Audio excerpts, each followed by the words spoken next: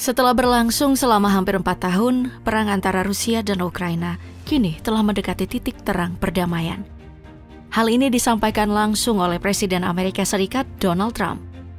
Dalam wawancaranya bersama media, Donald Trump mengungkapkan bahwa ia dan Vladimir Putin telah berdiskusi mengenai upaya perdamaian untuk menghentikan peperangan. Lalu, seperti apa sih alur kesepakatan negosiasi antara Presiden Trump dan Presiden Putin dalam menghentikan peperangan yang terjadi antara Rusia dan Ukraina? Janji Trump untuk sesegera mungkin menghentikan peperangan antara Rusia dan Ukraina memang harus direalisasikan secepat mungkin. Perang yang telah berlangsung selama beberapa tahun ini telah memakan begitu banyak korban jiwa.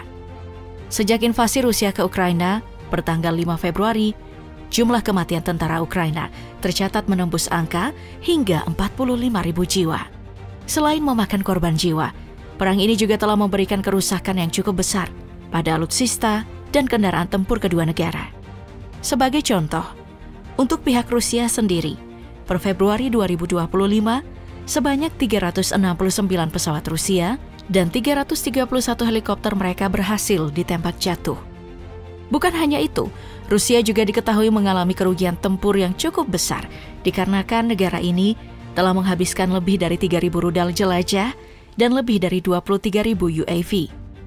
Menimbang begitu banyak kerugian dan korban jiwa yang termakan akibat perang yang telah berlangsung selama beberapa tahun ini, membuat Presiden Rusia dan Presiden terpilih Amerika Serikat, yaitu Donald Trump, sampai pada titik di mana perang ini dirasa cukup dan sesegera mungkin keduanya bernegosiasi untuk menyelesaikan kesepakatan damai. Hubungan baik antara keduanya mulai tercermin melalui pertukaran tahanan yang baru-baru ini terjadi antara Amerika Serikat dan Rusia. Hubungan diplomatik yang perlahan mulai melunak antara Moskow dan Washington membuat kedua pihak akhirnya bersepakat untuk saling memulangkan masing-masing warga negara mereka yang ditahan. Selain melakukan pertukaran tahanan, upaya terkait perubahan kebijakan pun juga dilakukan. Dalam negosiasi kesepakatan perdamaian yang masih terus berlangsung, Rusia menyatakan sikap bahwa perdamaian hanya dapat terwujud bila Rusia mendapatkan konsesi atas sebagian tanah Ukraina yang mereka klaim. Melalui utusan khusus Amerika Serikat untuk Ukraina, Kate Kellogg, pemerintah Amerika Serikat menyatakan bahwa permintaan Rusia nampaknya perlu untuk dipenuhi agar perang ini dapat berakhir. Melalui analoginya, Kate Kellogg menyampaikan bahwa untuk menyelamatkan tentara yang terluka, hal pertama yang harus dilakukan adalah menghentikan pendarahan yang ada. Dengan beberapa upaya yang tengah dilakukan Amerika Serikat untuk menghentikan peperangan, titik awal negosiasi yang sesungguhnya akan terjadi di Arab Saudi. Di sana, Trump dan Putin saling bertemu dan mulai membahas mengenai negosiasi untuk mencapai perdamaian. Sikap Trump yang tampaknya mengidentifikasi Putin sebagai satu-satunya faktor kunci untuk mengakhiri peperangan membuat peristiwa bersejarah kembali terjadi. Untuk pertama kalinya setelah sekian lama, pemimpin tertinggi Amerika Serikat dan Rusia akhirnya bisa saling berdialog dan berdiskusi terkait upaya perdamaian perang Rusia-Ukraina. Panggilan telepon antara Trump dan Putin yang diketahui berdurasi selama kurang lebih 1 jam membuat Rusia gembira. Merespon panggilan telepon antara kedua pemimpin negara, juru bicara Kremlin Dmitry Peskov menyatakan dengan nada kemenangan bahwa posisi pemerintahan Amerika Serikat saat ini jauh lebih menarik. Terjadinya panggilan telepon antara Putin dan Trump memantik respon tersendiri bagi Zelensky. Meskipun ia tidak senang Trump menelpon Putin sebelum dia, namun tetap saja Presiden Ukraina itu menyatakan bahwa ia telah berdialog dengan Trump dan menyatakan bahwa percakapan yang mereka lakukan sangat bermakna. Mengutip keterangan Zelensky, secara tidak langsung, Trump menjanjikan bahwa dengan kekuatan yang dimiliki Amerika, Trump dapat mendesak Rusia untuk segera menyetujui kesepakatan perdamaian. Meski begitu, pasca mengetahui bahwa Trump dan Putin akan bertemu secara langsung di Arab Saudi, Zelensky nampak gusar karena dalam pertemuan itu tidak melibatkan Ukraina. Dalam pidatonya di Munich Security Conference, Zelensky mengungkapkan kekesalannya dengan menyinggung bahwa Putin adalah anggota NATO yang paling berpengaruh. Sedangkan bagi NATO sendiri, potensi perdamaian yang ditawarkan Amerika Serikat terhadap Rusia membuat Menteri Pertahanan masing-masing negara NATO berkumpul di Brussels. Dari informasi yang ada, NATO tidak akan mengirimkan pasukannya untuk menyelesaikan perdamaian di situasi perang Rusia dan Ukraina. Selain NATO, Sekutu Barat juga menyatakan sikap yang cukup berwarna. Semisal dalam salah satu kesempatan wawancara dengan media, Menteri Luar Negeri Jerman menyatakan sikap pesimisnya dengan menyatakan bahwa Rusia merupakan pihak yang tak dapat diajak kerjasama. Di tengah situasi para pemimpin dunia yang tengah mengupayakan segala kemampuan politik mereka untuk mencapai kesepakatan perdamaian, situasi peperangan antara Rusia dan Ukraina masih terus berlangsung. Peperangan yang telah berlangsung cukup lama membuat posisi Ukraina semakin sulit dan terpojok.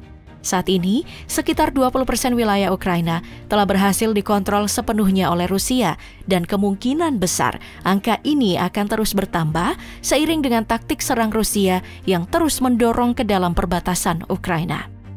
Wilayah Ukraina yang semakin tergerus menjadi pertanda bahwa negara ini tidak mendapatkan bantuan militer yang cukup dari para sekutunya. Bercermin pada situasi ini, wajar saja bila Amerika Serikat sebagai mediator yang mengupayakan perdamaian sesegera mungkin menghubungi Putin untuk mengatur negosiasi perdamaian. Meski upaya negosiasi tengah dilakukan, namun tetap saja hal itu tak membuat Rusia melunak dan justru terus melancarkan serangan ke dalam wilayah Ukraina.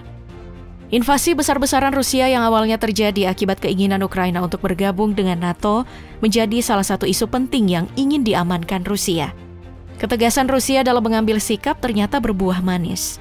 Akibat perang berkepanjangan yang terjadi antara Rusia dan Ukraina, negara-negara anggota NATO mengkaji kembali keputusan mereka untuk menerima Ukraina sebagai anggota. Dari informasi yang ada sekitar 7 negara sepakat untuk menolak Ukraina sebagai anggota. Situasi yang cukup ironis ini membuat Ukraina semakin terpojok dan menjadi pihak yang sangat dirugikan. Senada dengan penolakan negara-negara anggota NATO, situasi politik Ukraina juga berada pada titik krusial. Pasalnya, isu pemilihan umum di Ukraina semakin meningkat. Merespon hal itu, Zelensky menyangkal dan menyatakan bahwa hanya Putin dan beberapa pihak di Amerika yang ingin agar pemilu di Ukraina dapat segera dilaksanakan. Negosiasi perdamaian antara Rusia dan Amerika Serikat tidak hanya mengubah landscape politik di Eropa Timur, tetapi juga membentuk ulang dinamika geopolitik global. Dengan perang yang berpotensi berakhir, Rusia semakin memperkuat hubungannya dengan negara-negara kunci seperti Turki dan Arab Saudi, sambil mempertahankan kerjasama strategis mereka dengan Teheran, tanpa membangun aliansi militer penuh seperti yang dimilikinya dengan Korea Utara. Hal ini memperjelas posisi Rusia dalam arena internasional, yaitu menjadi kekuatan yang fleksibel tetapi tetap menjaga batasan mereka dalam konflik tertentu. Dalam konteks Timur Tengah, Rusia diperkirakan akan tetap netral terhadap kebijakan ekspansionis Israel dan tidak akan terlibat langsung dalam konflik terkait Palestina. Pendekatan ini menunjukkan bahwa Rusia lebih mengutamakan stabilitas kawasan dibanding keterlibatan aktif dalam konflik ideologis yang sekaligus mengamankan kepentingan ekonominya dan memperkuat citranya sebagai mediator yang pragmatis di panggung dunia. Meski negosiasi kesepakatan damai ini merupakan jalan paling tepat dalam mempertahankan stabilitas global, namun tetap saja negosiasi menuju perdamaian ini nampaknya memiliki tantangan yang cukup berat. Dari informasi yang beredar, di tengah upaya perdamaian yang ada, sebuah drone dilaporkan berhasil menyerang dan meledak di pembangkit listrik tenaga nuklir Chernobyl, Ukraina. Berdasarkan spekulasi yang ada, serangan ini nampaknya adalah sebuah upaya sabotase dari pihak yang tak bertanggung jawab untuk menggagalkan kesepakatan damai. Selain itu, situasi perang nampaknya akan sulit terhenti akibat sikap Ukraina yang masih bimbang perihal konsesi wilayah yang menjadi syarat perdamaian Rusia. Kebimbangan yang dapat berujung penolakan ini juga menjadi salah satu tantangan dalam mengupayakan perdamaian. Tantangan yang lain juga datang dari spekulasi politik. Ada kemungkinan bahwa Amerika ingin mendesak Rusia untuk menghentikan aliansi mereka dengan China, Iran, dan Korea Utara sebagai imbalan atas dukungan Amerika Serikat terhadap syarat konsesi di wilayah Ukraina yang diajukan oleh Rusia.